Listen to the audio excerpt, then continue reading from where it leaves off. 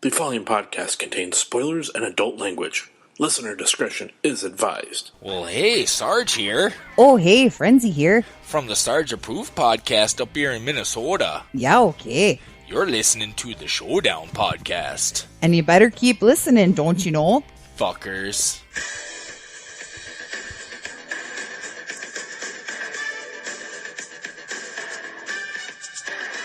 The Showdown Podcast presents the Survivor Series with Corey Miller, Vic Miller, Brad Scott, and special guest Sarge and Frenzey from the Sarge Approved Podcast. This week's episode, Highlander.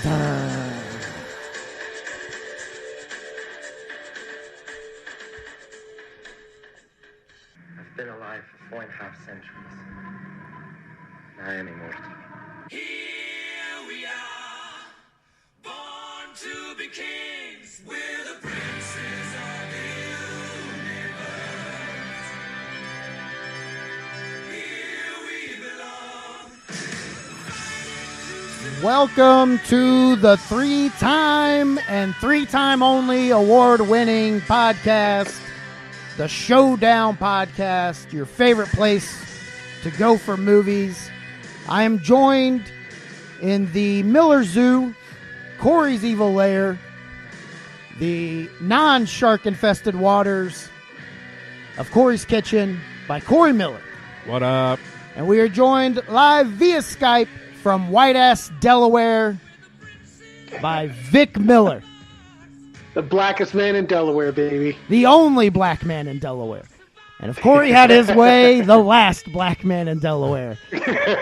And we are super excited for this episode because we are joined by what we consider to be friends of the show, one of our favorite podcasts from the Sarge Approved Podcast, Sarge and Frenzey. What's up? Hello! We're super pumped to chat with you guys. Oh, yeah. And we are happy to We got have a you here. twofer. Yeah. We blew the budget. Yeah. No British guy this week. We are super excited to be joined by Sarge and Frenzey. They have the Sarge Approved Podcast. It's available on all podcast platforms. We have all been honored to be guests on the Sarge Approved Podcast. How are you guys doing up there in Minnesota? Minnesota, yeah. We're super good. It's Don't you know? it's Minnesota. That's my Jesse Ventura. Minnesota. So, Jesus. 2 minutes into the damn podcast, he's already to go and throw in the wrestling. well, and a very, very bad wrestling impression is, at that. So we all know what that means. Impression time. Oh no, it's 2 minutes in. It's time for his normal. Loser game show sound for old Corey. Yep. So Sarge and Frenzey, why don't you guys tell us about the Sarge Approved Podcast? Yeah, let's do that. Oh man. Well, you want to take it away, Frenzey? I'll take it, sure. So I'll make it short and sweet. So Sarge Approved Podcast is a podcast hosted by Sarge and myself. And we like to have on guests that are super awesome and cool. Interesting. But basically the show is revolved around a specific guest, and that guest gets to talk about what they've got going on. We try to support what they're kind of trying to do. This is not learn the short about version. them. Yeah, I know. It's never the short version with me, let's be honest.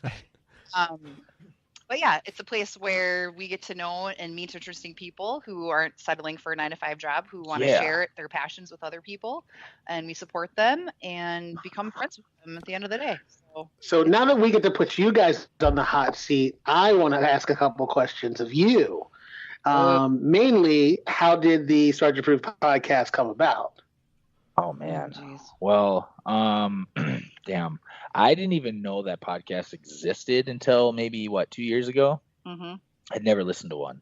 And somebody at work turned me on to the Mark Maron podcast. So I started listening to that because my day job allowed me to be able to listen to podcasts all day. And from there, I discovered like the Joe Rogan podcast and all the other awesome podcasts out there. And then one day I was like, you know what? This is something I've always been interested in, this kind of radio broadcasting type shit. So I talked to Frenzey about it, and we were like, yeah, we could totally do this. And I like to talk, so there's that. Women be talking. Right? We started out just with each other, talking to each other. And Yeah, then it was bad. we decided no one's going to want to listen to that. So we started out not only just us talking, but it was around a Bluetooth speaker and my cell phone. Yeah, that was it. Our equipment. Still a better setup than the original Showdown Yeah, I had, think so. which was snowball mic in the middle of the table. and hoping At least that, you had a snowball mic. Yeah, we did just a speaker. Literally That's a it. speaker that you listen to iTunes on. Oh, it's funny. Yeah. Yeah, so then we just started kind of wanted to create what the mission was as far as what we were trying to accomplish with the show. And that was probably the ding ding moment as far as Yeah, once you figure out what the fuck you're gonna do. right. Yeah. Because otherwise it's just a bunch of shit, like random. yeah, it So- generally takes a little time to get set into how you want the flow of the show to go. And Yeah. Right. And that's kind of ever evolving too. Yeah, it changes, and then also deciding what his role was and what my role was, because I'm a planner, so I have to know like what I'm doing. right. I'm the organizer. He's the planner, so it's a good yin and yang as far as that goes. That's true. You guys are like, it's nice you guys had like a kind of a format for Concept. for your show. Like it's gonna be about movies, and you're gonna watch a different Right. movie, and so like at least you had that base. Like we were like, what the fuck is this gonna be about? Yeah. Let's just start talking. I listen to just us talk about whatever what happened with your day today, Frenzey. Like, oh, well, I did this and this and this. But we decided, we should probably have a guest on. That was a Because spot on if any- Frenzy impression, Sarge. Nailed it. We figure we want to have guests on, and what kind of guests? People. That was Is Vic. that need to wrap it up? No. That was for the spot on. I was like, let's go wrap it up, That's Simon. awesome. Wrap it up, Sarge. Yeah, well, thank you for the ding. So yeah, we just wanted to have on guests that are interesting. Those people that are out chasing whatever little dream it is they have in life, and Well, and comedians were the natural initial, Yeah. because we met at a comedy club. That's how we met. So that was kind of, we both have been interested in comedians. Me, not so much. I never would try and do stand up. I know Sarge is tinkering with the idea of doing it. Uh-oh. So you guys should come do it. But Stay off my lawn, Sarge. Yeah. we just appreciate the craft, and everyone that we've gotten to know that does it are awesome people. And that's honestly the best thing that's come out of doing the show, is just all the great people we've gotten to know and things we've learned. And fuck yeah, we got to meet you guys out of it. heck yeah. Stumbled upon Corey one day in your guys' podcast. He posted something, I don't remember what it was, and I was like, this dude seems interesting. He's got his own show, and he's like an aspiring filmmaker and all that stuff. And I figured the dude had something interesting to say. Let's find out. I try. And, I try, but if you listen to this show, it doesn't really come off that way. Hold on, Sarge. There's no way you saw anything Corey did and said, that guy seems interesting. There it is. I knew it was coming. So strike one for lying on the Showdown within the first 5 minutes of the episode. How did you guys meet some of these comedians? Because you've had Dat Fan, who was the original winner of Last Comic Standing. You had Chad Daniels, who's, in the comedy world right now, is probably one of the most respected non-mainstream comedians out there. He's a big deal in the comedy world. He hasn't quite broken over yet, but he is a huge, that's a big get. A lot of comedy podcasts don't get comics of that caliber. So how did you guys meet these guys and set it all up?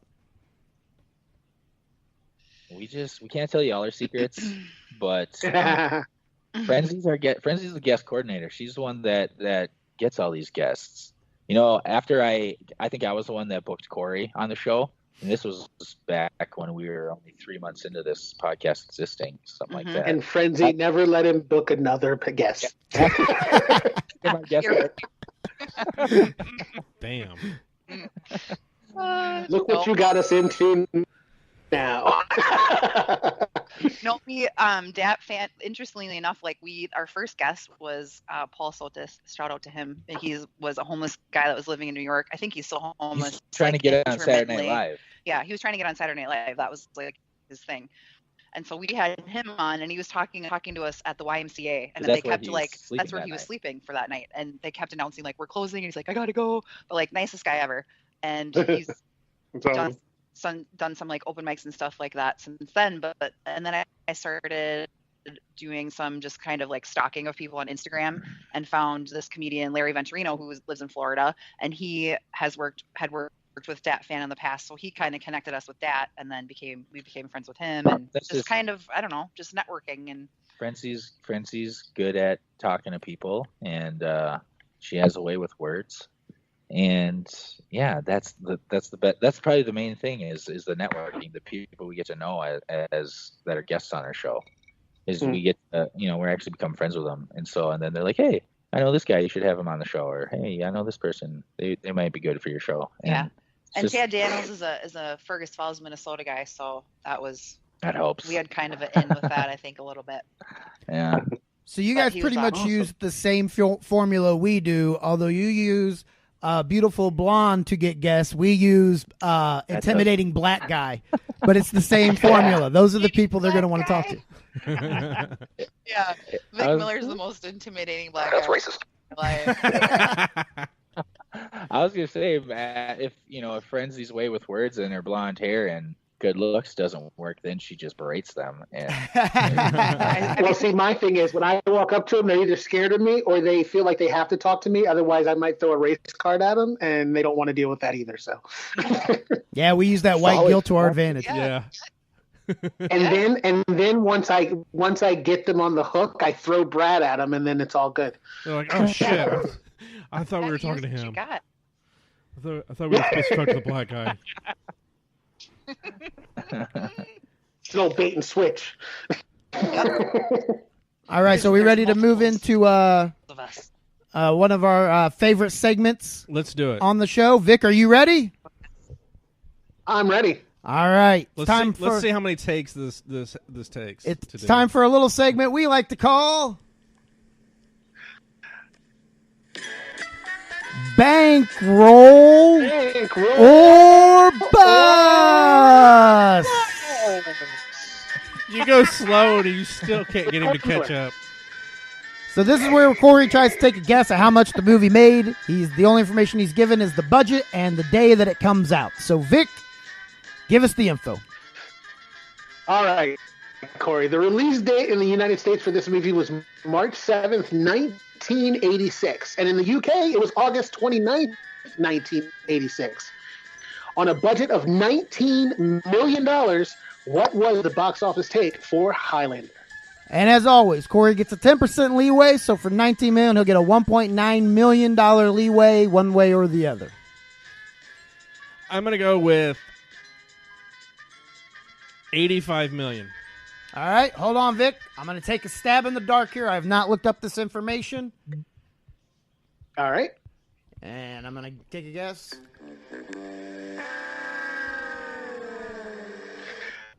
You would be absolutely correct, Brad. He has failed us again. The box office take for Highlander was $12.9 million. It didn't even budget. Wow. All right then. At least he's consistent. Well, generally, I'm like way too low. Now I'm just way too high. He's been hanging out with me before the show. He took our advice from other shows. Yeah. He took our advice from other shows. Like, hey, you should try a little harder and a little higher. And this one time it failed completely. So. Oh, well. Oh, well. You can't win them all, right? I haven't won one yet. Yeah, you can't win them all, but you should be able to at least win one. Yeah. All right, and this is another segment that's very popular on the show. Let's find out the history of not only the showdown, but our guest Sarge Approves. And now the Throwdown Podcast history. Corey, go ahead. Okay, I'll go first. Nah, we're going to let the guests go first. Yeah. Sarge, Frenzey, go ahead. What is your history with Highlander? My history is I have never seen it in my entire life up until last night. Last night was the first time I ever watched it. Sarge and I were talking on the phone while we were watching it, and I kept predicting what was going to happen, and he kept accusing me of seeing it before. It was really good. I literally guessed what was going to happen. He's like, "You've seen this. Tell me you've seen this. I know you've seen this." I'm like, "I haven't seen it." I felt like you were a sorcerer in your descriptions of the Highlander. You are not a mere mortal. No, I am though. It was really creepy. No, I'm serious. Creepier than Christopher Lambert. How much she was correctly guessing that was going to happen next in this movie. And what is your history with the Sarge? I watched it for the. I know I've seen it before when I was a kid, but I was so young that I don't really recall much that happened. So last night was really the first time I've watched it, legit. And You re-virginized yourself for Highlander. I popped my cherry. Yes. Yeah. It was an experience. But I'm glad that last night was one of the first times because it is fresh in my mind right now, and I'm ready to talk about this movie. Vic? I was not part of that $12.9 million box office, though I did see this when it came out in the theaters for a 2-for-1 that was not paid for. I snuck in to see Highlander and enjoyed it as a child immensely. Corey? First time I watched it was probably several years ago when I bought the DVD. Hadn't watched it since until rewatching it just last week. And I watched it at about 1 o'clock this afternoon. This has been the Showdown Podcast history.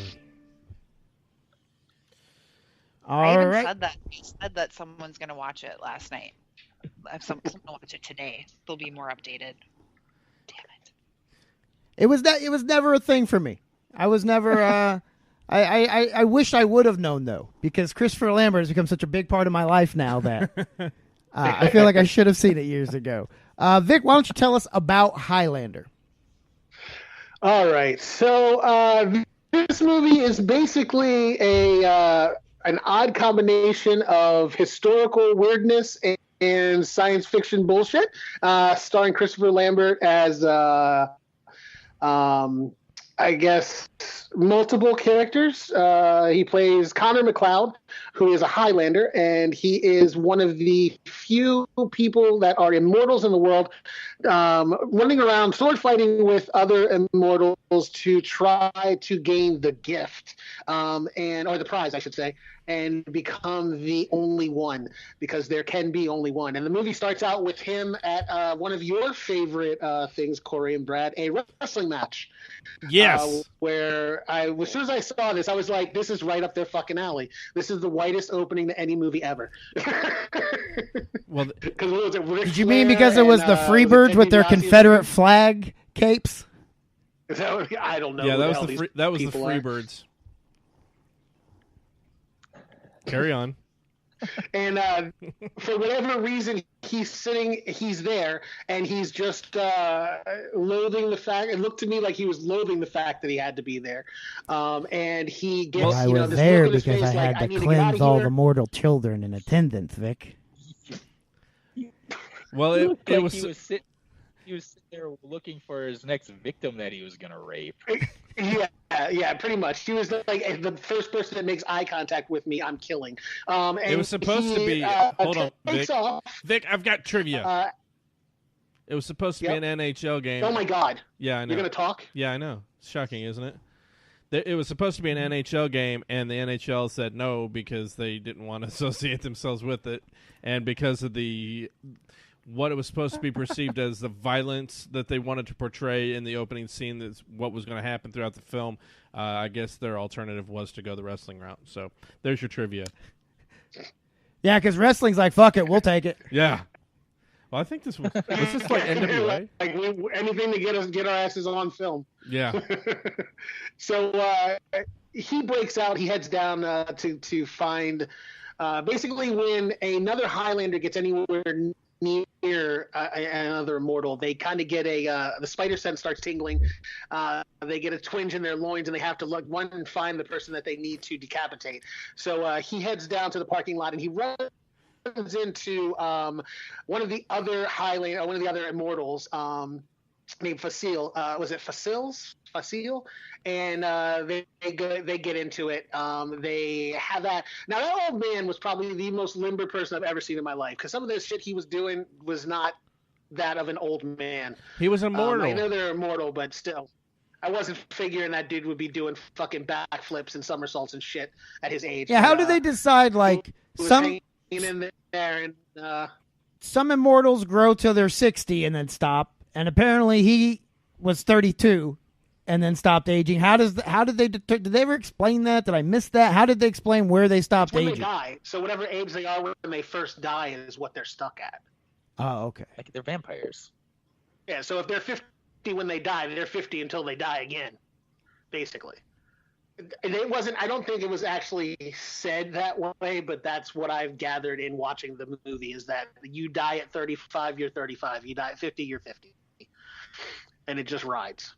I've noticed that pretty much every single thing that happens in this movie, they just vaguely explain it. There's so many every scene that have like 14 new questions. Like, what the fuck is this? What is that? Yeah, and you're right about the front flip thing, because I actually recorded it on my phone on the movie, because I was like, what is happening right now? He's just through the parking ramp in the rain. The flippies. Yeah. He was doing the flippies. It's craziness. If there was one thing that I wanted to talk about during your guys' show tonight in this movie, it was the fucking flippies that this Facile dude was doing. Because he'd do like 10 flippies, and then he'd like walk for a little bit, and then he'd do a bunch more flippies for no fucking reason.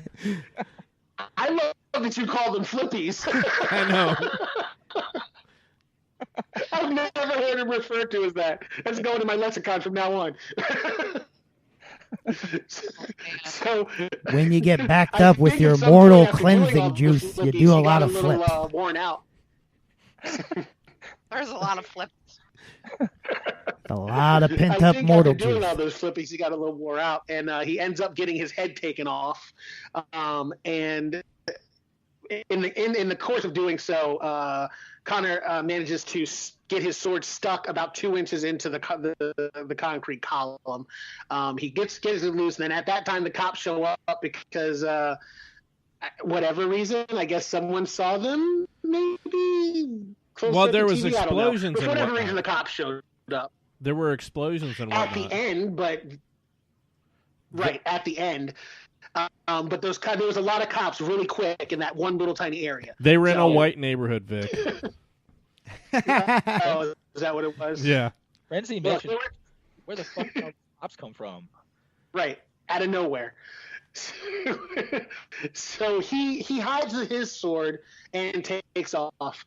So this is what I call bullshit too. So in my mind, with him being a rare collector of antiquities, knowing that this dude is fighting with this super rare fucking expensive ass sword called a Toledo Salamanca or whatever the hell it was, and he just hides his sword and doesn't hide the other sword to claim later, because my greedy ass would have been like, I'm selling that bitch.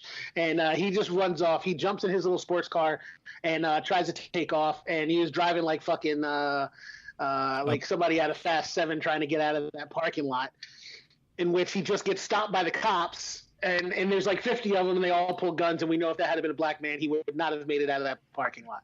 So they take him into custody. Oh, he'd have been shot on sight. Then this...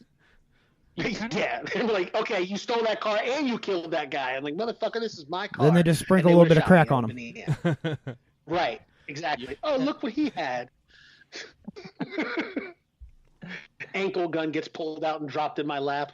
Yeah, it would have been over. That's when this movie takes a weird turn, and this is the first time that we get to... I love how after the wrestling match and the old man gets decapitated, that's where the movie then takes a weird turn. Well, yeah. Yeah. Not before that. Because then we go back in time, at the time travel.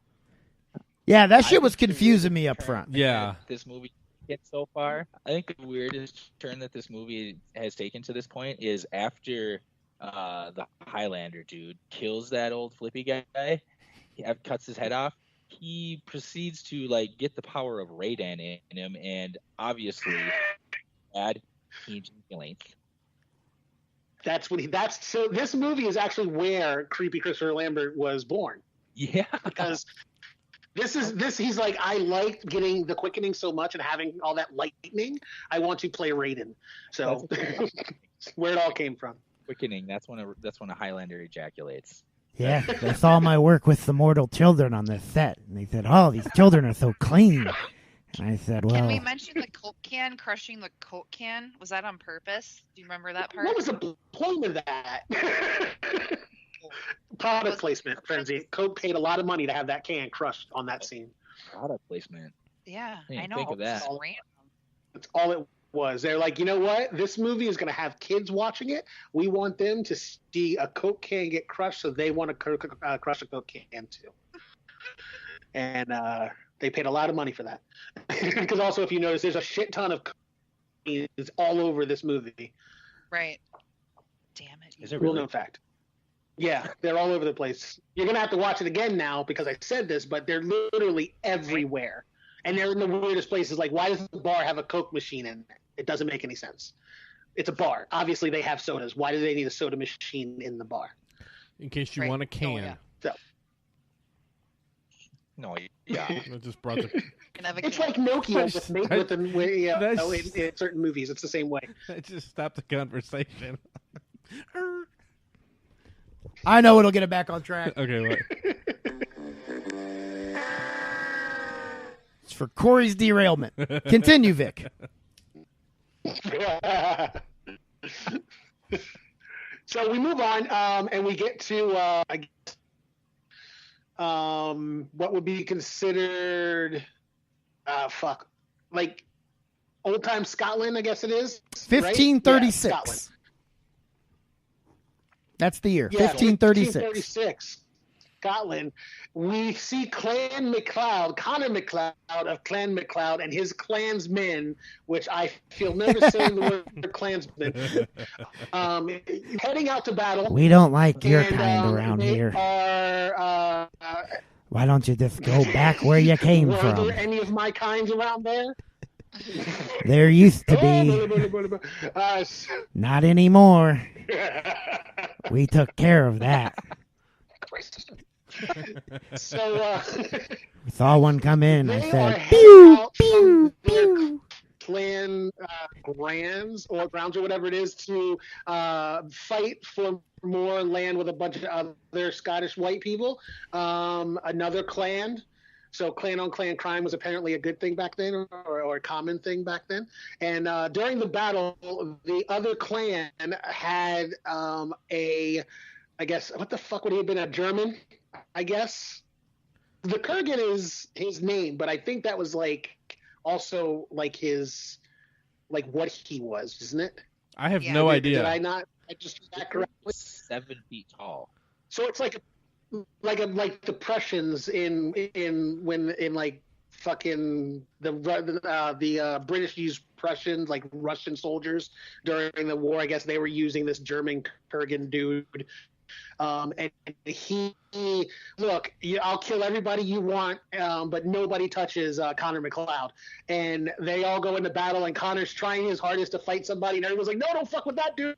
The Kurgan will kill us, and they all run away from him. See, my question is... He's getting pissed off because... My question is, how did he know about Connor in the first place? I mean, what was his beef initially with that? Because at that point, he wasn't a Highlander. So why was he going after him? I don't know. I don't have an answer for that. See? The only thing that I can figure is that even if they haven't, like, I guess, become immortals, they can still be sensed. And it's possible that maybe he knows that he knew that there was an immortal amongst that group, so he volunteered to help the other clan or something like that. I don't know. I can make up all kinds of shit, Corey. Yeah, I mean, want an answer. I don't know. If you make up, that's actually like, if you make up stuff, it'd be just. I can justify it in one way or another, but I don't think there was anything that actually said why he knew he was that's what he was. The Kurgan looked like Andre the Giant with a coke problem. Like if Andre the Giant had a severe coke problem, not like what we see in the movie with the cans, but like the white powder stuff. Oh, okay. Like it looked, yeah, he had that look to him because he had the same similar hair until he loses it for some reason later on. But well, you know who that is, right? It's not electrolysis. Yeah, he gave himself a haircut with the samurai. Really bad sword. one. He missed like a bunch of spots. He had like chunks. Yeah. Well, he He's probably literally- didn't have a mirror. Yeah, probably not. That was Mr. Krabs, by the way, from SpongeBob. Yeah, that is Mr. Krabs. really, Yep. he looks so much taller in person. Yeah. He was also King Frederick in some Tangled movie TV series, and he's been in a bunch of stuff. But he does look like a skinny Andre the Giant. Lot of- Totally, like lot he of could be porn. related. I Meth, don't know though. about Did you that. say a lot of porn? Especially early on. That's how they all get their start. Uh-huh. The porn. Bow, chicka, bang. So the Kurgan finally manages to get to Connor as he fights his way through all of his Klansmen, and he stabs him in the gut and prepares to slice off his head when all of the other McClouds jump on him, and I don't know why they didn't kill him or anything happened, but apparently they got away. Because that would just And screw they up the rest of the dragged movie. a really short movie. So they drag Connor home and they put him in bed, and he supposedly dies of his injuries. But the next morning, he gets up and he's like, "Hey guys, what's happening?" Hey, and what's they're for all breakfast? Like, "Fuck you, you're the devil, die." I feel like back Yeah, then, that though, was- anything you did would be considered the work of the devil. Yeah. Yeah. Yeah, Like, could you imagine the Well, first they're like, sleight of "Yeah, hand you're the magician? devil, die. It's just a card trick, you bastards. Let me show you how it's done. No, you're the devil. You must die. So his own family and kinsmen decide that he needs to die. They want to kill him, but the chief of the clan decides that because he likes him, he's just going to banish him from being a McLeod, I guess, and send him on his way, which he does. I completely forgot, and nobody even said anything, but he meets a chick. The girl that works for the police department who's helping to investigate the decapitation is a metallurgist. Is that right? Yeah. She Sure. studies metal. But for some reason, the police department has hired a metallurgist. Mm-hmm. That's so Super convenient. so convenient. I don't know why they would need that person. Like, they could have at least played it off and been like, she's the one who tests the bullets and something like that, the ballistics chick, and she just happens to have a sideline like for old swords, and that's why she's involved. But no, it's just a matter of she realizes that this is a really expensive sword that this guy was fighting with, and she then goes back and finds the chip of the katana that Connor uses in the wall, and she tests it and finds out that it shouldn't exist because it's dated back to a time before they made swords that way. So now she's super intrigued, and she's all over his jock wanting to find out why he has a sword, who he is, and what's going on. So she tries her best after he's released from the cops, because they can't hold him because they actually didn't catch him with anything or doing anything other than speeding out of the parking garage, which, again, I would have been killed for. They let him go, and she decides she's going to try to find out what he's doing and what's going on. In the meantime, the Kurgan shows up in town, driving his badass fucked up car, and goes to the seediest of shitty motels and checks in. And he puts a tape in. Anybody else find that a little weird? Can you go back a second? 26. I feel like this needs to be talked about. When Christopher Lambert's interrogated at the police station, they Yes. accuse him. They say, "What? Are you a faggot?" And then they say, Oh, "Are you yeah. down there to get a blowjob?" So my notes literally say, "Garage blowjob punch." Yeah. Yeah, I like that they just automatically went straight to that. It's like, Oh no, that one cop did. Yeah. That one cop was the one, and I was like, so how many of those garage blowjobs have you gotten? Is the real question. Right?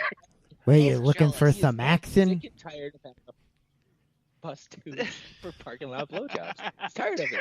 Paperwork, what the fuck you on parking lot blowjobs? He Sick just and tired wants of it. one. That's why. I think because Christopher Lambert looked like he was giving Well, blowjobs. I in the guess. parking I lot. don't know. Yeah. Anyway, sorry to interrupt, but I had that Oh, written no. down, so I had to. So fucking weird. You looking for some action? Sorry, sir. I only deal with mortal children.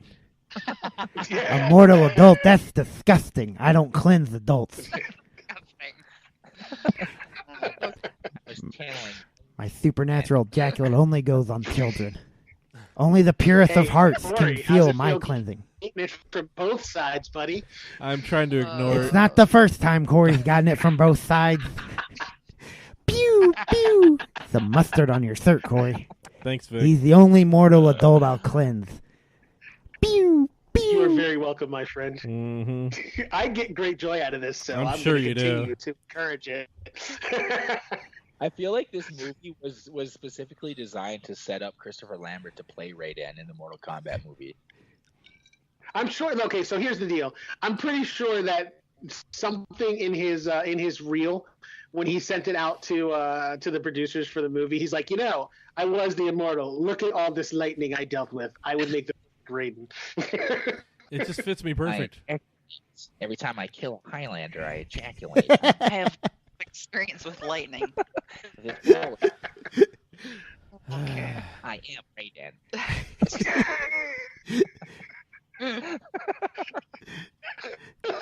You okay over there, Corey? Nope. You look like you've seen a ghost. Moving on. Or maybe you're just white from all the ejaculate I've gotten on you. So, yeah. Sorry, so Vic, Megan, go ahead. She decides she's... actually, I forgot. I'm at the Kurgan. The Kurgan checks into the seedy motel after listening to his cassette, and he tells the dude, "Don't fuck with me." And the guy's like, "Well, if you need anything," he's like, "It's $20 cash." I'm like, "Oh, this place is gonna be horrible." And he sees the wad that the Kurgan is carrying. He's like, "If you need anything else, women, blow, whatever, let me know, and I'll take care of it." And he gets up to his room. He puts together his Lego sword. I'm looking at this thing going, this is the most ridiculous idea for a sword ever. There's no way that sword would stay together in a fight if it was built like that. Yeah. Exactly. Thank you for bringing that up. Yeah.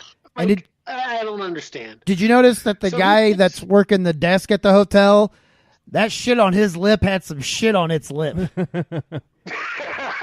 Like the last person I'm getting a hooker from is the guy with a giant herpes sitting there at the corner of his mouth. Yeah, I saw that. Yeah. Oh, girl. It looked like it was oozing AIDS. Well, when the prostitute... Ugh.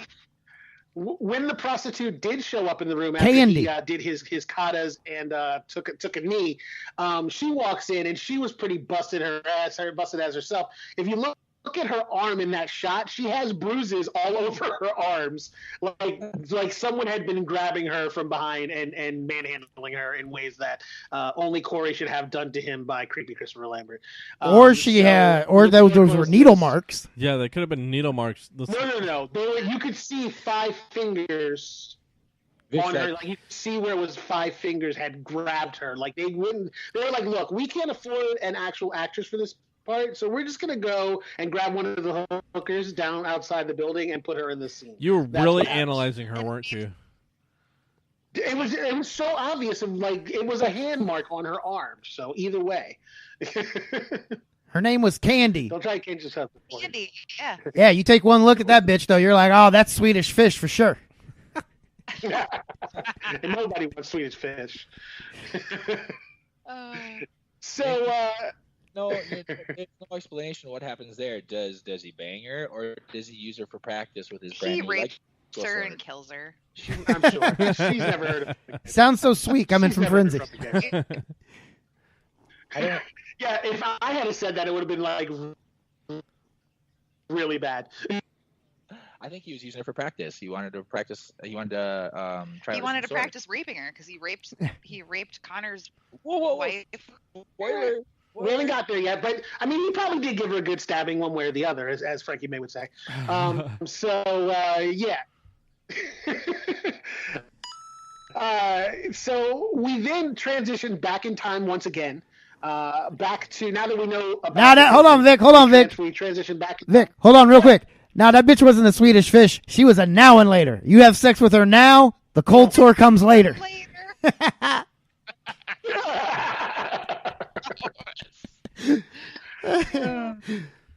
Sorry, Vic. Go ahead.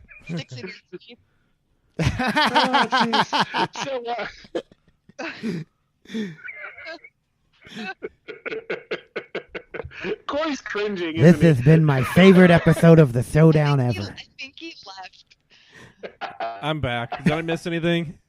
Something stuck in your teeth. Is it a creamy white substance? Oh, God, Vic, we travel back in time to 1541, where Connor has found himself a chick. I believe her name was Heather. He's living happily on the countryside, raising goats, chickens, and blacksmithing for a living, since he's no longer allowed with his clan. And, having sex out in the field and enjoying life when Juan Sanchez Villalobos Ramirez shows up and disturbs their coitus and introduces himself as the chief. He was chief alchemist to the King of Spain or something like that. And he explains to him that he needs to talk to him. He needs to explain to him what he is, who he is, and he breaks the news that he's an immortal. And he starts to explain to him in a way that he kind of knows something's up, but doesn't really know what's happening. He explains, he's like, that tingling you get in your loins whenever you get near somebody and you can't figure out what it is. Well, that's you being an immortal and being near another immortal. So he starts training him in sword fighting. So did Sean Connery make him immortal? Or did he just wake up and he is immortal? Yeah, he did. What do you mean? He was immortal before he met Sean Connery. No, he wasn't. He had to have been. When he died. Yeah. I just don't understand. He was immortal at that point. He became an immortal at that point. I wasn't able to figure out how he became immortal in the first place. Was he already immortal? And then, if he was, then how did he die? So let me explain this to you. You as a person are like anyone could be an immortal. You just don't know you are until you die. When you die and you come back, you find out, hey, I didn't die. Then some basically clues you in that you're an immortal. Yeah, but so if you're immortal, point, someone has to basically kind of fill in the gaps. But and here's the thing: there are good immortals and bad immortals. But here's the thing: you said if they're immortal, they have to die first, and then when you come back, if you're immortal, you're not going to die in the first place. Yeah. So that's what I'm saying. Okay. So let me try to get you to understand this. You are born a mortal person, right? You live your life. You just know that something weird going on with you, because if you get near certain people, you get this weird feeling. You kind of like things don't always seem right when you get near certain people. You get hair where there wasn't hair before. But until you physically,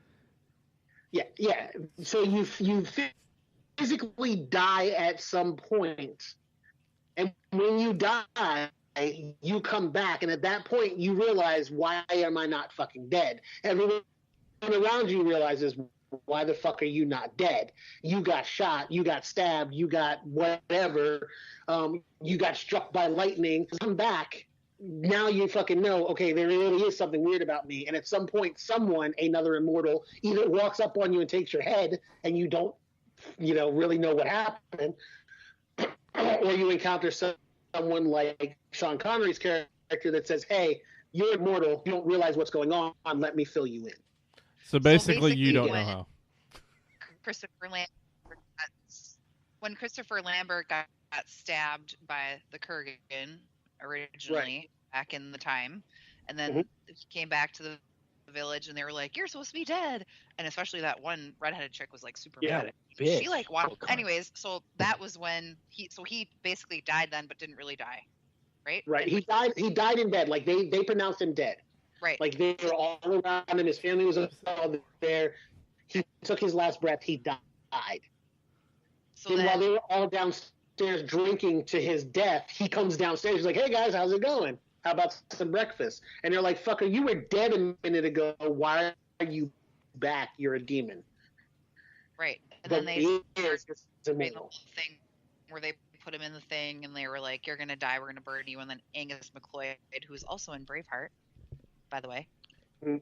who is part of the clan, said, "You need to go, get out of here, whatever." And then Juan Sanchez Villalobos Ramirez, Sean Connery, came No, up. That it's- he told him.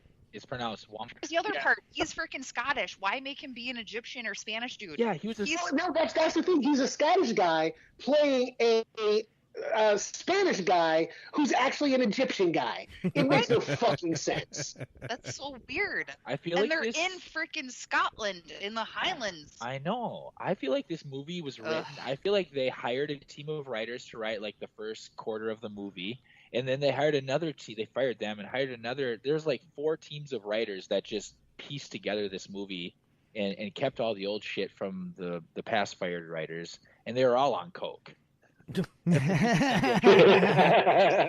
Christopher Lambert was in charge of all of it. None of it made sense. So weird. Okay, anyways. We went on. This is what we Oh, do. that's what we do is we rant. Trust me, it's not outside. You got introduced to me there, didn't you, huh? Who do you think taught Okay, Christopher Lambert so- how to cleanse mortals? It was me. How about the trench coat situation? Not back in Highland times, but every other time he like wears a trench coat all the time. He even like, and I don't want to do a spoiler, so you can keep going with the Brenda thing, Oh, but yeah. like he wears it all the time. He's constantly wearing a trench coat. He's got to though. But why? They don't. If you're wearing Michael Jackson's jacket from Beat It or from Thriller, they're gonna see the sword hanging out of the bottom. Oh. Yeah, but they that never makes show, sense. they never show the sword in the coat. They never show that he's concealing the sword in his trench That's coat. true. It does Yeah, just they do right at the beginning of the movie when he pulls it out. He pulls it out of the trench coat. Like when he first goes to fight him, he pulls that sword out of his trench coat. He's got like a sword pocket in that thing. How did I not think of that? That It's makes before the That's how he flippy hides the sword. situation. that explains so Yeah. much. Yeah, I got you.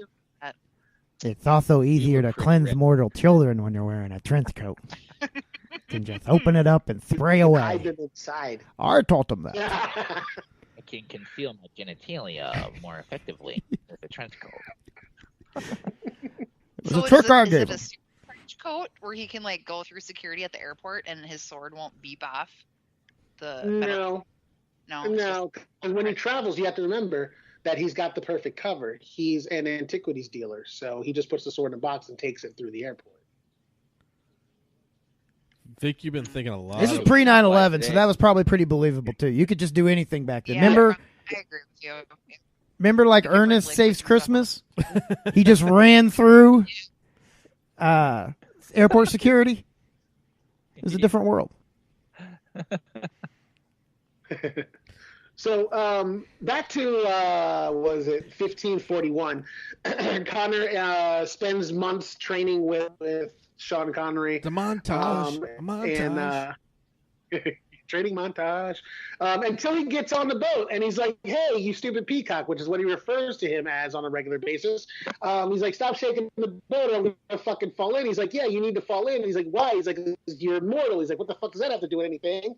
And he's like, "If you go in the water, you're gonna drown and then you're gonna come back to life because you're immortal. You can't die." This pissed me off because in order for you, like, he has to die, then he resurrects, then he dies again.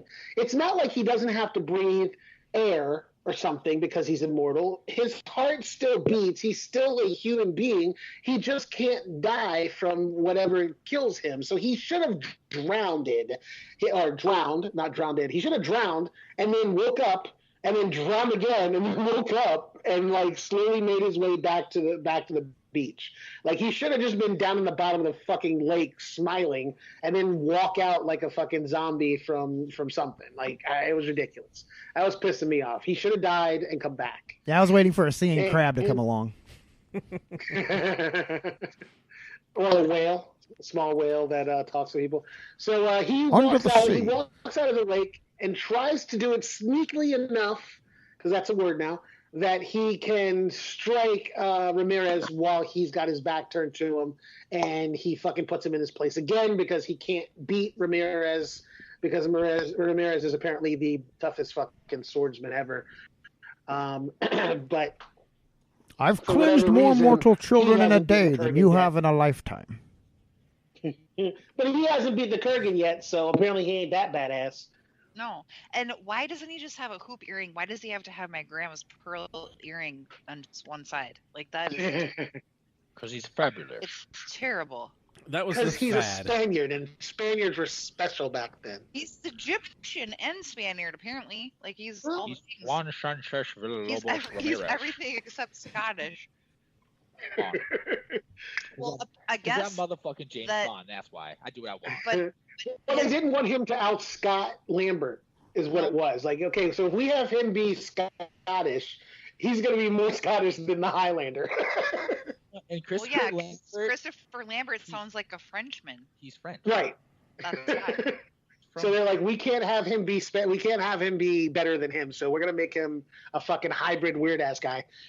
So he ends up living with them. He moves in, and he's hanging out with them, and he's making friends with his wife or his girlfriend or whatever the fuck she is. And he gives him the information about the quickening, that if you take off the head of an immortal, you get the quickening, and the quickening is basically the power of the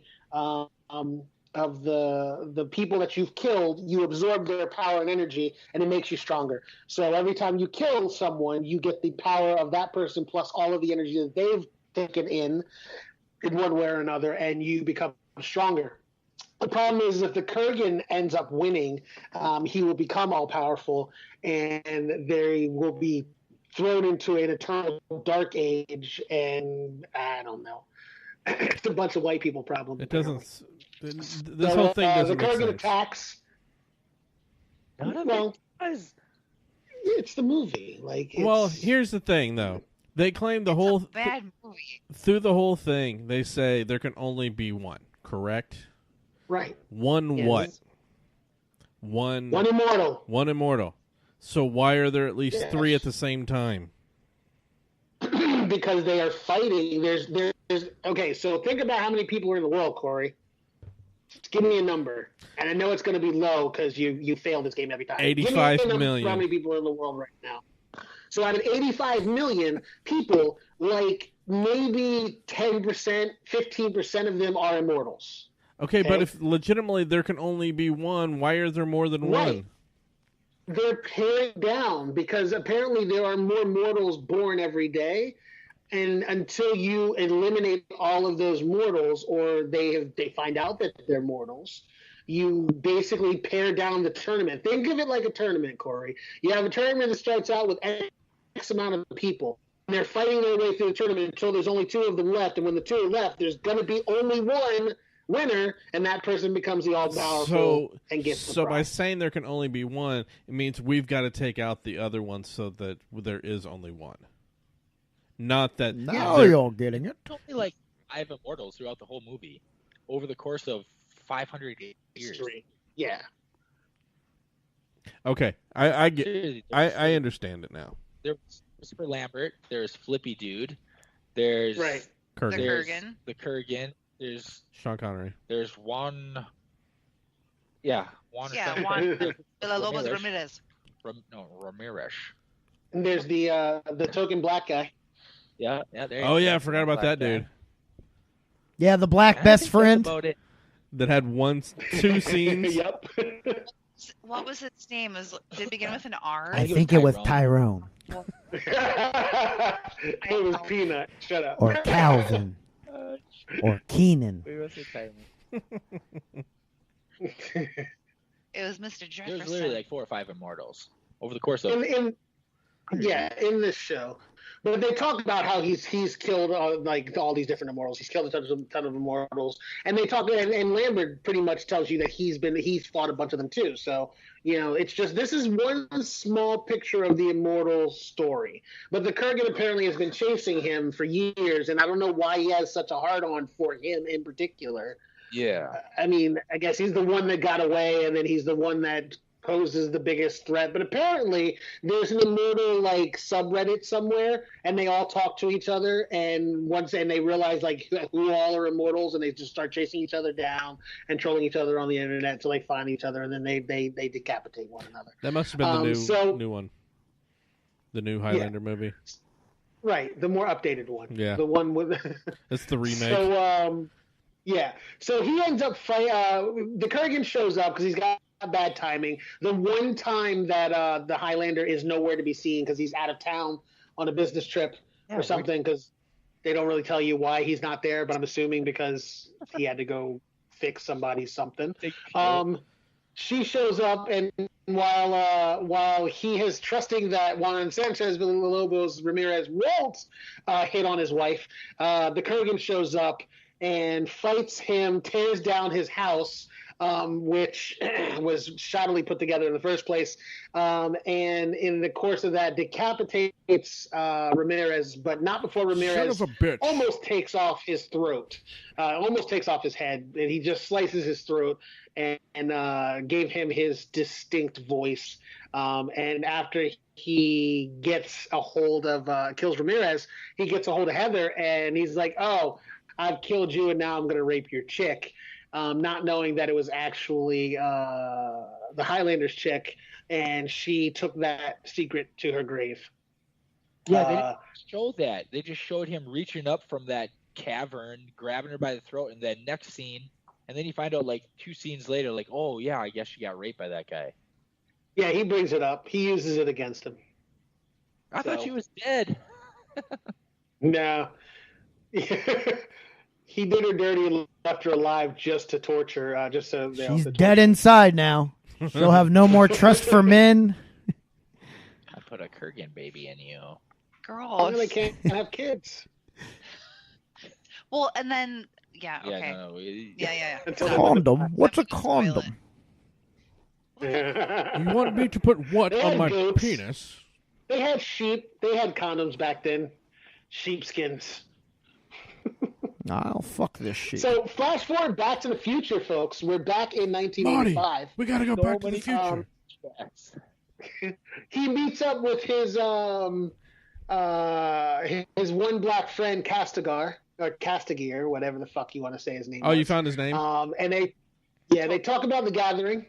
His name was Sunda Castigear. They talk about the gathering of the Juggalos? And the impending gathering of all the immortals. And they talk about the fact that there is a final battle and that there is a tournament and that they've been fighting it over the years. Of course, completely missed this part of the movie. And while this is all going on, fucking nosy ass Brenda, bitch can't keep her nose out of people's shit, figures out that Connor is actually like a super old, like centuries old vampire. Probably that's what she thinks he is. I'm sure like they should have said something shit like that. It should be like, I think this guy might be a vampire. He's been alive for like centuries. This is the only thing that fits. But she's like, they figure out that he's been taking all of his assets and his wealth and transferring it into savings and his willing it to other kids. Then he dies, and he's reborn as that kid in a new city, probably, so that he's able to keep all of his money and his shit as he transitions to new, so he can keep himself 35 forever. Which I think would have probably been the hardest thing to do in this whole immortal situation is like, shit, I can't stay here forever. People know me. And then I'm going to have to like move somewhere else and take all my shit with me, which is probably what we should have done, as then he would at least like shook off the suspicion. But he just hangs out there and just reinvents himself every 30 years or so, I would say. And she figures this out, so she's like really interested now because now she wants to know what the fuck's going on. So she But in the interim, she also decides that she likes really old men and she falls in love with them. Because that was expected to happen, even though like she's been calling him a dick and he's been basically pissing her off the entire movie. So they get together because they have to have someone for the Kurgan to go after again. And we flash back. It's exactly what they said. Back to Scotland again. And it's just weird. Like this whole time traveling thing back and forth is just ridiculous. We find out. Hold on, that's fucking backwards as hell. Are you confusing yourself here? Is that what's going on? Well, they go back again, and now he's just so it's all flashbacks as memories, but then he's flashing back to a memory that he had of Ramirez after Ramirez was already dead. So like it's really confusing. But because she wants to know about the history of this fucking sword so badly, he kind of tries to explain it to her. And we then find out that not only was he like in Egypt and Spain, that he also spent a short time in Japan with feudal lords, and he was all over the fucking place. So obviously, as a gaijin, he fell in love with and that's white guy in Japanese, by the way. He falls in love with a Japanese princess girl, and her father is this super like awesome sword maker. So he makes a Hanzo Hattori sword for him, and he uses it to defeat everyone except for the Kurgan, and then it ends up being taken by Connor, who uses it to defeat everybody else down the line. So she finds out the history of this whole thing. She eventually finds out, she finds out from him like the whole backstory of the Immortals and all this shit. And in the interim, the Kurgan pops back up because we're back in current time, by the way. And they end up in a church. So apparently, because they had to go religious with this shit, Immortals can't fight on hallowed ground. Makes sense to me. Fight in a church. Why? Because they're devils, because they died. No, because nothing else in this movie's made sense, so, why start here? Just add some Yes, very good point. Thank you.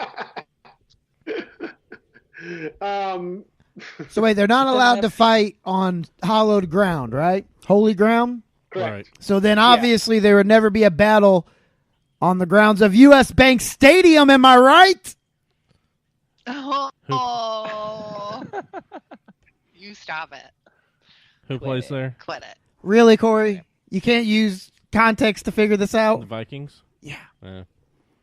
Oh my gosh. But you can have plenty of battles on Lambeau, am I right? It's not every Super Bowl is that U.S. Bank this year, so that's all we need to know. And the Colts will not be there. Because Andrew Luck is on the PUP list. Boom. Oh, he's hurt again. Yeah, that's what happens when your team's full of grit and nothing else. Whatever. I had Luck as my quarterback last year. I like Luck. I do too. He's just got bad luck. He's got bad luck. He has no luck. Carry on, Vic. I know. No luck. I know we just derailed it with football talk, but you can carry on. I'm letting you guys roll on because usually we end up with some sort of a sports segment during this episode. So I figured it was about par for the course. I'm just surprised it actually took this long.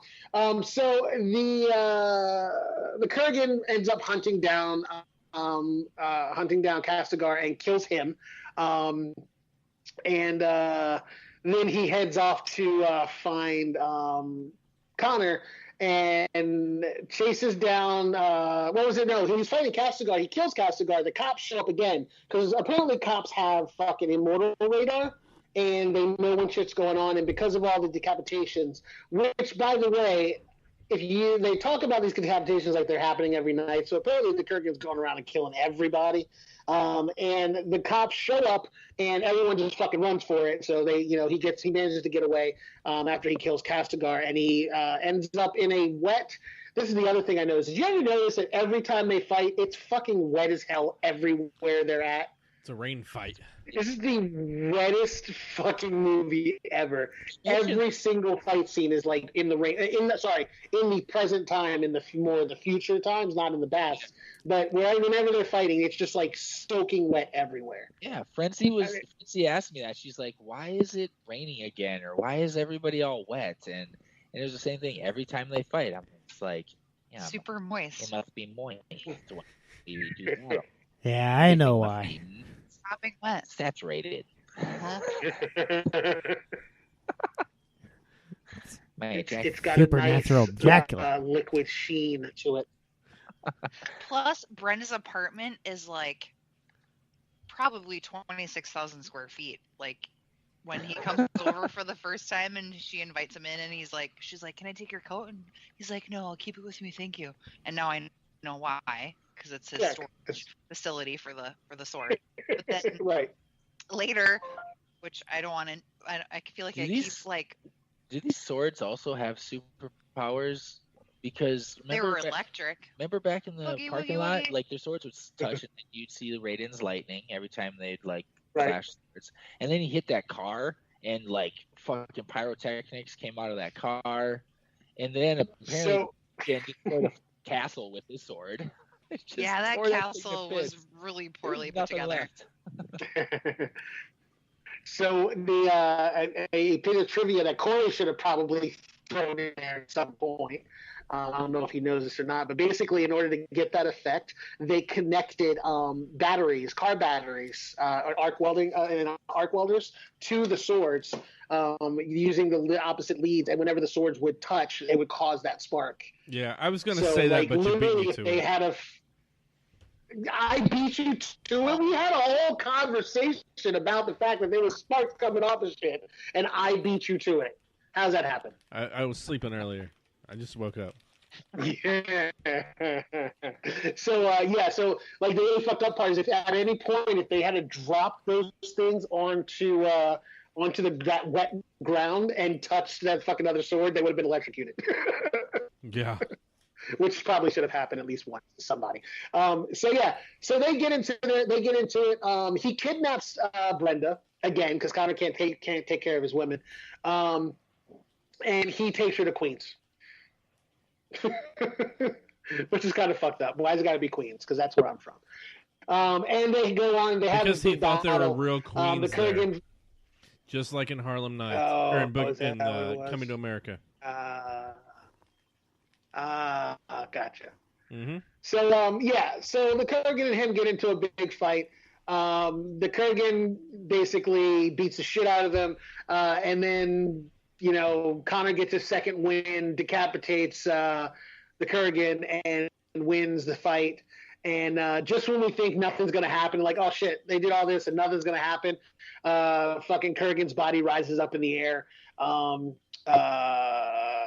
takes the Michael Jackson Hope pose and gets electrocuted. And apparently really bad demons from Ghostbusters show up and start flying around them. Because that's what I was thinking, like when he was getting the quickening, I was like, this is like a scene out of Ghostbusters. They had to use the same special effects guys. And he takes the quickening like a champ, just like Corey with after Mustard Stain, and he gets the prize, which we find out in an extended, I guess, pre-end scene where he's traveling the world with Brenda, and explains to her that now that he's got the prize, he's become Professor X because he can hear everybody's everything all over the world at the same time. But now he can have children, and they can live a long life, and yada yada yada. So he got the prize. And the story. He's a mortal human being now. Correct. That's the prize. That's what it happened. You get to die now. Yeah. So you finally don't have to fight for your fucking existence for the rest of your life anymore. Plus the 8-year-old late when he went on the joyride with Brenda and he stole the car and he stole that car from that old couple, and the old lady's literally holding on to the window of the car, riding. He's 7 years old. Like what the F? Bitch, I paid for that car. Old lady on hood, Kurgan scene in the alley. That's what I wrote. She ripped her husband out of the car. Why did she stay in the car? Right. She just sat there. Like, oh, let's see She where probably this goes. she pooped her pants. I don't know. That was weird. Okay. It Well, was very odd. that whole movie is just odd. Can I just stay Why here? did he have to cut the top off of the car? Like, he sliced the top corner off the car, peeled it back a little bit, then opened the door and yanked the old man out of it. I'm like, why didn't you just open the door and yank the old man out? Like, why do we have to go through all this extra to get to that point? He's the Kurgan. Cocaine's a hell of a trip. Don't you know? And that's the movie, So that's Vic? the end of the movie, you fuckers. All right, we're going to take a quick commercial break. We'll be right back, and we will give our results as to whether Highlander holds up or not. After these messages, we'll be right back. It's commercial time. Corey, where can the people find you? You can find me. You still haven't learned. Sarge and Frenzey, where can they find you?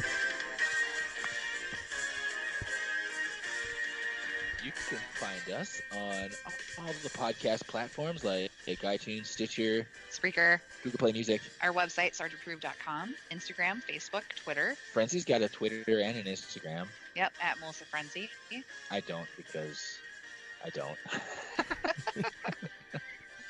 That's where you can find us. Sarge Approved Did you Podcast. do something bad? All right, Corey, go ahead. Are you sure? No, I'm not sure at all. Vic, go ahead. You can find me at MillerKing51 on social media. You can also find me on all gaming platforms as Black and Angry. That's BLAQ, the letter N in angry. All right, Corey, I'm actually not going to do the joke. I'm just going to go ahead. You can find me at Brad Scott Comedy across the board on all social media. Check out the other podcasts I do, WrestleMania with my friend Brent Terhune. It's a parody wrestling podcast focused on comedy. Also, check out Corey and I's new podcast, the My Way Podcast, coming out this week. Or I guess when you're listening to it, Like 2 weeks ago. 2 weeks ago. So check that out. And now, Corey, go ahead. Okay, you can find me on Twitter and Letterboxd at NK. What happened to my music? Just go.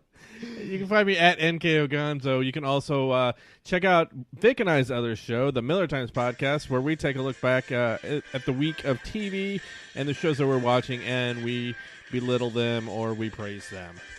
All right, let's get back to the show and find out if Highlander holds up.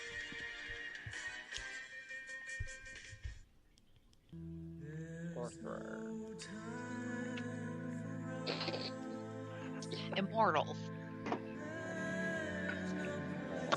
Black men. Jacqueline.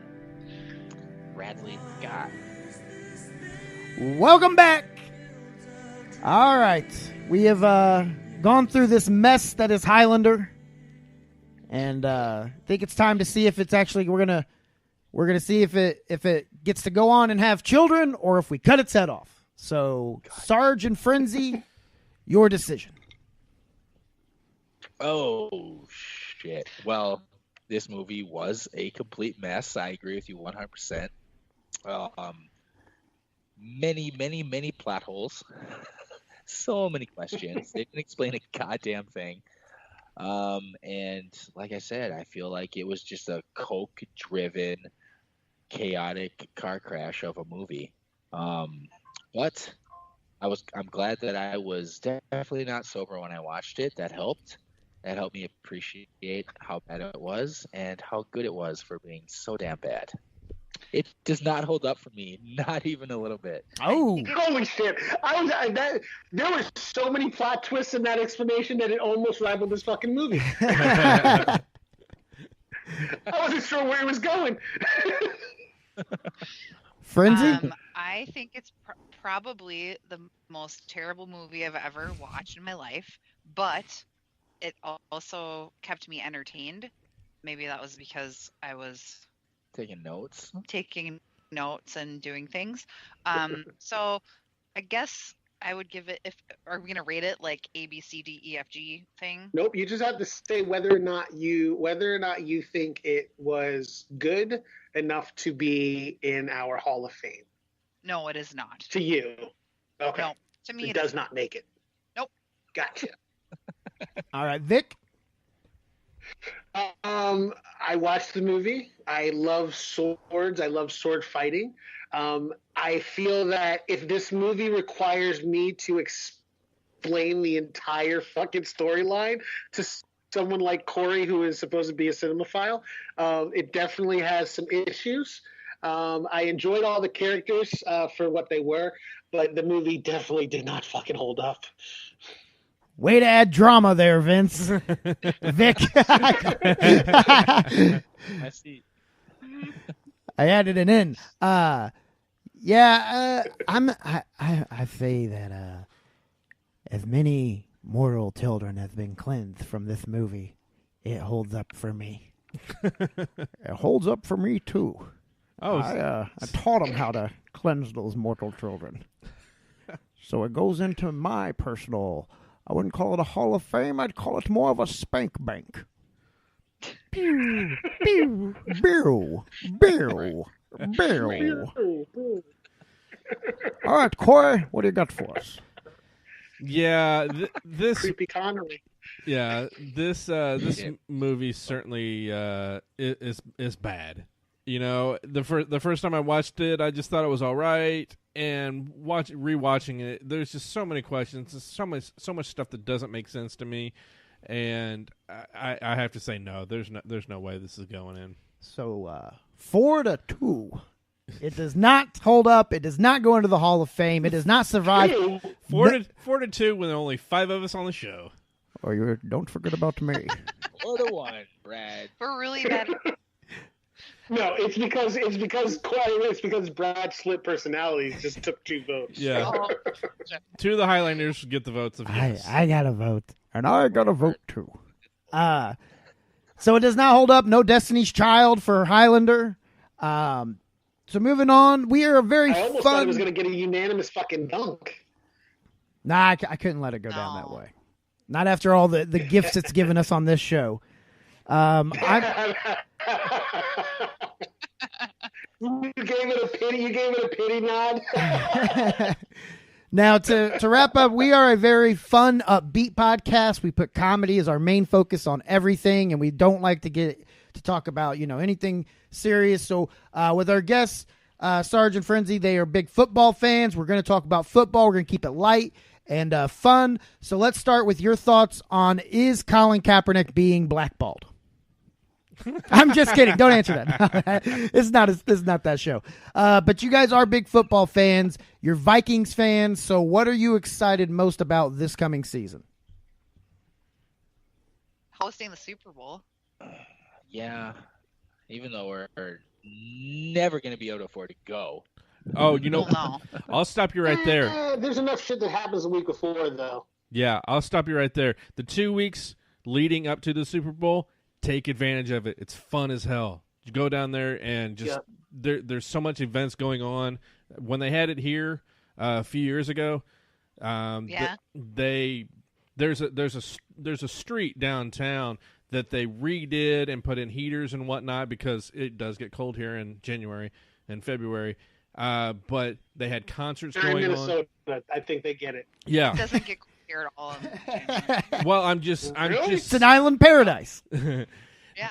But they had concerts going on all the time. There was, there's the media stuff you can get into even as a fan. They got rid of the sulfur smell downtown for those 2 weeks, which was amazing because as citizens, we've complained about it for years, and they're like, well, there's just nothing we can do. It's a sulfur plant. It's going to smell. And then for 2 weeks, magically, it was like the whole city smelled like Febreze. Yeah. They just put fabric softener sheets everywhere. Yeah, gigantic ones hanging from buildings. No, but there's all sorts of events that go on leading up to that. You don't really see a lot of that on TV. So if you've never been to the Super Bowl, you obviously don't know that stuff's going on. But it's really fun. I took off like an entire week and was down there every day, just seeing different stuff, and it was just fun. And Brad and Vic was even there too. And this is before I met Vic. Yep. He was on stage dancing with Morris Day and the Time. So fun can be had. Oh, yeah, doing the bird. For how long? Me and my family. For how long were you dancing on stage until security tackled you and drug you? No, they brought us on stage. They brought us up to do it. It was great. There's video of it on YouTube somewhere. Yeah, I have videos. I have video of it too. I just have to find it. It's I've got it somewhere. Yeah, that's awesome. Well, just to be honest, I'm just very pumped for football season just to even start.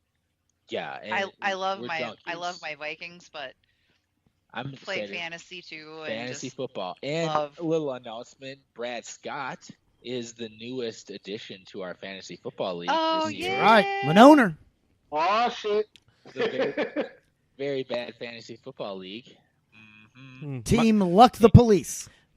And we have a little unique thing that we do in our fantasy football league is Sarge and I kind of recreated we call it Very Bad Sports Center, but we do it Oh, weekly. that's great. To talk about our teams We and have the our- owners and How many fantasy football leagues can say that they have their own sports center for their league? My basically invite must all have been fantasy. lost in the mail. We only had one opening this year, unfortunately. You can make as many teams as you want. That's true. Dude, we do want to make it a 12-team league. Actually, Wow. we're talking about this. Are you guys at 10 then? We're at 10. We're at 10 so far. Wow, that's gonna be tough.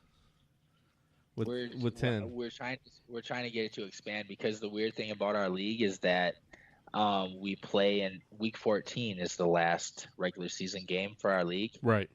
and 8 teams out of 10 make the playoffs. Wow. And then the so the playoffs start week 15 is the divisional round, week 16 is the conference championship, and week 17 is the Super Bowl. Ooh, you're playing the Super Bowl in the actual last week of the Yes, Absolutely. And the reason for that is because I don't want to waste I'm the commissioner. I don't want to have a single week of fantasy football that's just a dead week. I know most leagues don't play the Super Bowl in week 17. They do week 16. Right. Because week 17 of the actual NFL season, a lot of your starters probably aren't going to be playing because their team already locked up a playoff spot. But I think that adds an extra bit Je ne of sais quoi. a je ne sais quoi. That's a beautiful way to put it. Because if you make it to the Super Bowl, then you have to put in a little extra effort and a little extra strategy to try to figure out what kind of team you're going to put together for that Super Bowl game, instead of riding the players that you've ridden all year. Yeah. And I like that. I think it adds a little extra flavor to it. And I made the Super Bowl last year, and I lost because a lot of my starters couldn't play, and I still like that's the way we do it. So after hearing this, Brad might be out. He might be No, I'm going to just pick a lot of Dolphins players. You had to go there. Well, take I am Cutler. I am personally excited for football season to start because I'm actually within like an hour of being able to see my Eagles actually play, which I haven't got to do in like 14 years. So in person. So I actually right here, like just fucking get in the car, drive for an hour, and I can actually go to a game. That makes me happy. That's awesome. So you're thinking Carson Wentz is the quarterback of the future there in Philly? I don't know anything about the game. I don't follow that much. I just like to watch it played. You like to watch him play, but you know nothing about football. I don't follow it like that. That's not what it's about for me. It's about watching the game played. I could care less who's playing it as long as I see a good game. Just Like, watching don't people follow it get like that. concussions. That's all you care about, right? Vic, that's Dude, why when I played, I gave people concussions. So yes, that's exactly why. Tell I the watch truth. that's why you did not play to our league, Vic. If you don't even know it. No. I'm okay with it. I can get like I'm telling you God's honest truth. I played football my entire childhood, all through high school, and I love the game of football. I love playing it. I love watching it, but I could really give a fuck less about statistics or any of that other shit. I want to watch the teams get on the field. I want to watch them play. That's it. I don't get into the other stuff. It's just that's not me. So I appreciate that. Calm down, Vic. no, this is not directed at you. It's directed at Corey for talking shit. I'm telling you though that if you were to be on a fantasy football like league, you would be into that shit. Because even my father, who loves football, who took me to the Twins parade when they won the World Series, like in '87 or whatever, like he let me skip school to go to the Twins parade because he's like, we're never gonna be able to do this again. And he's Like, right. like, yeah. No. Like 5 years later, they won another one, and then never. You're right, Corey. Yeah, but he's like you've totally gotten into football since you've been playing on a fantasy league or whatever, and I'm like, yep, because I love the Vikings, I've always have, but Yeah. there's something about just keeping track of This fucking chick can Other- throw down when it comes to fantasy. no, I No, I'm not saying you're good at it. I'm just saying like you're. Oh, damn. You're starting already.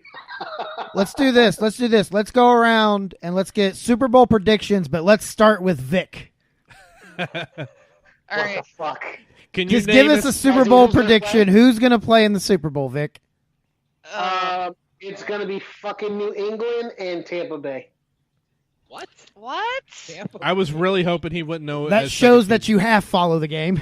What did you just say, Corey? I was really hoping you'd pick teams that wouldn't play each other in the Super Bowl. I'll take. How about the Patriots and the Raiders? That can't happen, Vic. They're in the same conference. So Vic's So got. basically, you're disappointed because I didn't fuck up. Yeah. So Vic has the Patriots Corey. and wrong. Frenzy, who's your way too early Super Bowl prediction? Patriots in Green Bay. Oh, that's got to be hard for you to. Super say. hard. How hard is it, Fancy? It's very hard. Rock hard? What'd you say? Rock hard. Say? There's some pre-ejaculate Would you coming out. say it's hard enough to cleanse mortal children? You just did a Christopher Lambert impression. Yes, she did. Oh my Do God. it again. Do it again. There's some pre-ejaculate happening. Hold on, I can't get to this fast enough. Yeah, Corey. No, hold on. Corey, I want you to. That deserves another one. I had to do it. Sorry, Corey. Love you. Uh-huh. Oh shit. Sarge, way too early Super Bowl prediction. Oh, you got a ding.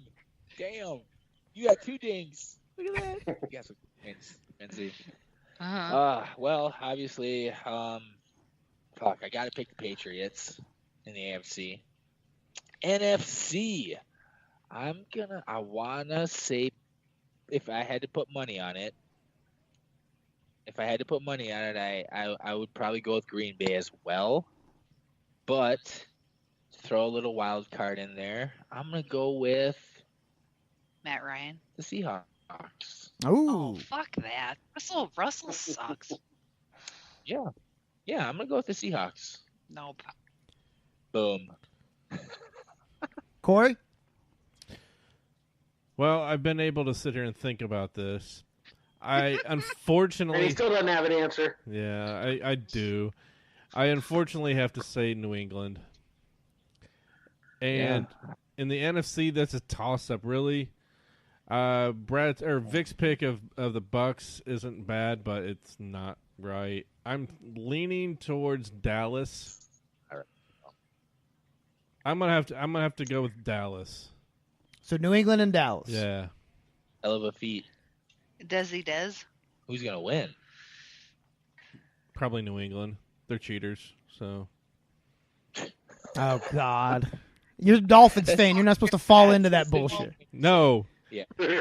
That's the whole thing. I am a Dolphins fan. Oh, I yeah, I shouldn't guess, be saying that. yeah. I'm going Pittsburgh and Atlanta. You think Atlanta's going to go back? Interesting. Mm-hmm. That's not. Have you seen Matt Ryan's commercial, new Gatorade commercial? Defeat is his fuel. Ryan, yeah. So, okay. So based on a Gatorade You're commercial. basing that pick on the Gatorade commercial? If you saw the fire in his eyes, Vic, you would know what I'm saying. All right, I'll just take a Maybe he's just concussed. One of the two. But It is a similar look. all right, is that the I've gotta show? bring this up real quick. Oh yeah, of course. Go ahead. Me and Frenzey were on YouTube the other day, and we were looking for fantasy football songs. I think it was something like that. and stumbled upon a commercial from I think like 2014 or something like that with Peyton Manning and Eli Manning. Oh my gosh. Was that the DirecTV one? No, it was a different one. It's called DirecTV Was Fantasy it? Football Fantasy Commercial. Yeah, that one. We being that Peyton played here, we saw those a lot. I think we saw Peyton Manning on our screen more in commercials than we did in actual games. Peyton's a douchebag. Yeah, he's not. Or real. the meme where Peyton's like scored a touchdown and Eli kind of had that look on his face, like in the Super Bowl. Yeah, he was like super disappointed When they beat the Panthers. Yeah, like Because that's what he always had over Peyton. He had 2 rings. Mm-hmm. Right. They beat the fucking Patriots twice. Right. Yeah.